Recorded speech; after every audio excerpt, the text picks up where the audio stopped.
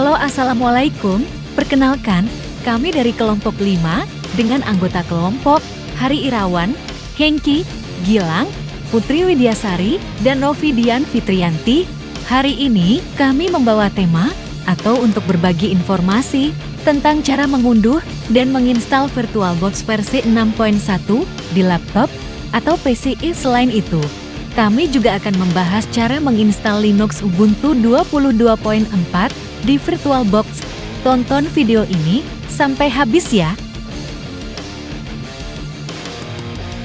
Apa itu VirtualBox? VirtualBox adalah perangkat lunak virtualisasi yang kuat dan gratis yang memungkinkan Anda menjalankan sistem operasi tambahan di dalam sistem operasi utama Anda. Dengan menggunakan VirtualBox, Anda dapat menjalankan sistem operasi seperti Linux, macOS, dan bahkan sistem operasi Windows tambahan dalam mesin virtual yang terisolasi. Mengunduh dan install VirtualBox. Pertama, kunjungi situs resmi VirtualBox di www.virtualbox.org. Kedua, klik pada tautan unduhan untuk mendapatkan versi yang Anda inginkan. Ketiga, pilih versi yang sesuai dengan sistem operasi Anda.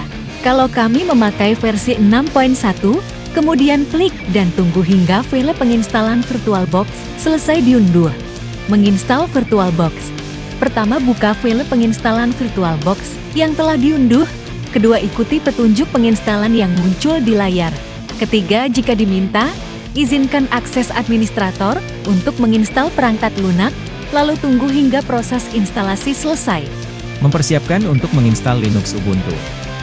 Siapkan file ISO Linux Ubuntu 22.04 LTS yang akan digunakan untuk instalasi. Anda dapat mengunduh file ISO dari situs resmi Ubuntu, www.ubuntu.com, atau menggunakan versi yang telah Anda unduh sebelumnya. Langkah selanjutnya, buka mesin virtual di VirtualBox. Langsung saja kita double-klik ikon VirtualBox-nya. Nah, ini dia adalah tampilan awal dari VirtualBox Hide. Untuk membuat virtual mesin baru, kita klik New. Kemudian di sini kita isikan untuk nama virtual mesin kita. Di sini saya namakan dia Ubuntu 22.04, kemudian dimension foldernya ini akan di direktori C dan saya akan buat folder khusus yang nantinya akan dibuat sebagai tempat penyimpanan virtual mesin yang telah kita install nanti. Oke, di sini saya klik next. Nah, untuk bagian RAM-nya ini bisa teman-teman sesuaikan dengan kondisi komputer yang teman-teman gunakan. Di sini saya menggunakan sekitar 2048 MB. Untuk deskripsinya sudah saya lampirkan di sini. Kemudian klik next. Kemudian klik create. Nah, untuk harddisk tipenya saya pilih yang PDI ya. Kemudian klik next lagi. Untuk storage-nya saya pilih yang daily, weekly, and di sini ada keterangan bahwa nanti virtual mesin kita akan terinstall di DNV. Mesin ini sesuai dengan yang kita tentukan di awal tadi. Nah, kemudian kita tentukan untuk harddisknya nanti ada berapa di sini akan saya gunakan. Setelah itu ada beberapa settingan opsional di sini. Saya klik setting, kemudian di tab sistem untuk floppy-nya. Kemudian yang di prosesor saya akan rubah nilainya dari 1 menjadi 4 CPU. Ini nanti agar instalasinya bisa lebih cepat. Kembali lagi, ini sesuai dengan spesifikasi komputer yang teman-teman gunakan untuk networknya. Di sini saya jelaskan dulu, ada beberapa banyak pilihannya, tapi yang utama itu memang ada dua, yaitu Node dan Brick adapter. High NAND ini adalah pilihan yang paling mudah. Jadi nanti misalkan teman-teman membuat virtual mesin dan komputer fisik teman-teman itu sudah tersambung ke WiFi atau kabel LAN, maka nanti secara otomatis virtual mesin kita juga akan mendapatkan akses internet secara otomatis dengan beda IP. Kemudian untuk yang diberikan nanti ini, konfigurasi yang seolah-olah nanti virtual mesin kita ini berdiri sendiri dan mendapatkan alamat IP yang sejalur atau satu sublet dengan komputer fisik kita, misalkan komputer fisik dapat 2. Untuk virtual messenger bisa mendapatkan 2.6 atau 2.7. Untuk simplenya saya pilih yang lebih simple, kemudian klik OK. Sekarang kita klik Start untuk memulai virtual mesin kita. Di sini ada muncul untuk pemilihan harddisk yang select statis, jadi kita pilih ISO. ISO-nya, saya akan menggunakan Ubuntu 22.4 yang sudah saya download sebelumnya. Kemudian kita klik Just kemudian Start. Nah, sekarang untuk instalasi ada sedikit notifikasi ya bahwa di sini menerangkan untuk hostkey-nya itu adalah reaksi T-Rel.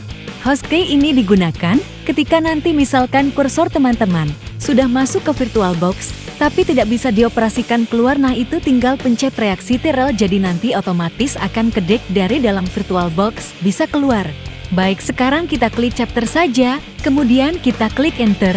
Lalu sekarang kita sudah bisa melakukan seleksi di dalam VirtualBox. Kita sekarang klik try yaitu dengan enter. Nah, di sini ada dua pilihan, kita bisa try atau install Ubuntu.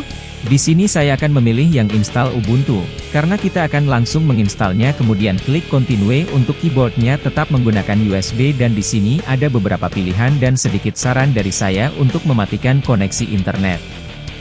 Ketika teman-teman mau menginstal Linux ini berguna supaya Linuxnya tidak melakukan download ketika proses instalasi. Kemudian ada beberapa pilihan di sini, normal installation berarti semua fitur akan terinstall, juga ada minimal installation, ini berarti hanya beberapa fitur saja yang utama yang digunakan sehingga nanti untuk penggunaan space hard disknya bisa lebih kecil. Edisi ini akan saya pilih yang minimal installation, kemudian ada pilihan juga untuk install. Ini bisa digunakan ketika teman-teman memiliki laptop yang membutuhkan driver Wi-Fi ataupun driver VGA Al-Hadar, kita klik continue. Kemudian setelah ini akan dilanjutkan untuk proses partisinya.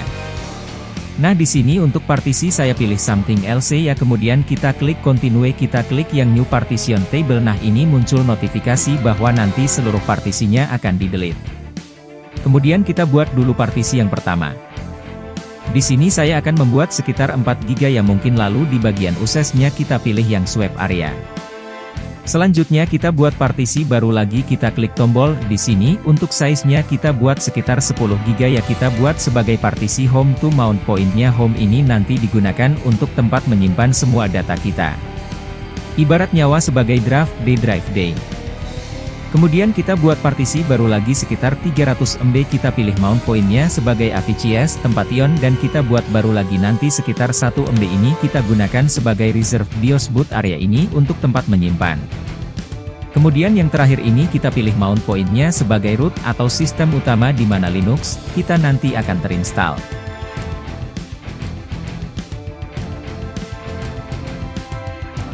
Untuk yang dari awal tadi ada partisi swap ini untuk membantu RAM kita nanti dalam bekerja. Kemudian ada juga partisi home.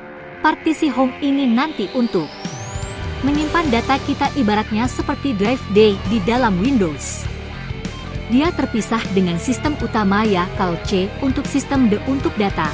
Kemudian juga nanti ada partisi EV ini untuk menyimpan start AP kernel.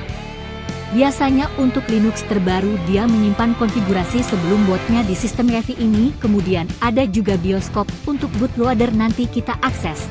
Kemudian yang terakhir ada sistem root atau partisi utama di mana sistem Linux di situ terinstall. Ini seperti drive C di dalam Windows seperti itu. Kemudian kita klik install. Muncul notifikasi lagi, kita klik continue ya. Sekarang kita bisa memilih lokasi. Untuk data selanjutnya bisa kita isikan sesuai yang teman-teman mau. Di sini untuk username saya gunakan Gilang dan untuk komputer name-nya saya gunakan Gilang VirtualBox, dan jangan lupa juga untuk password.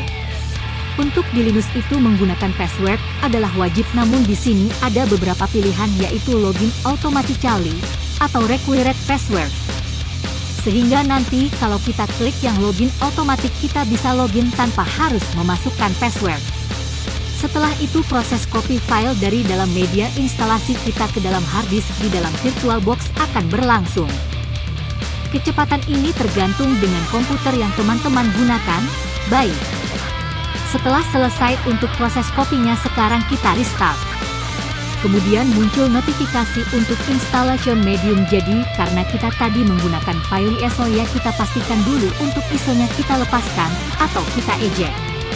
Dengan cara di bagian atas VirtualBox yaitu di device kita pilih yang optical disk, kita pastikan yang di Ubuntu sudah tidak ada centang.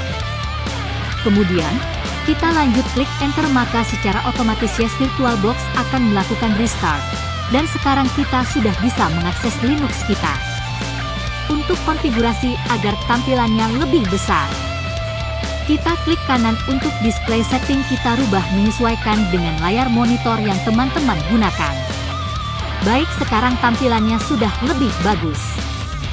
Kita bisa klik full screen, di sini ada shortcut-nya House F.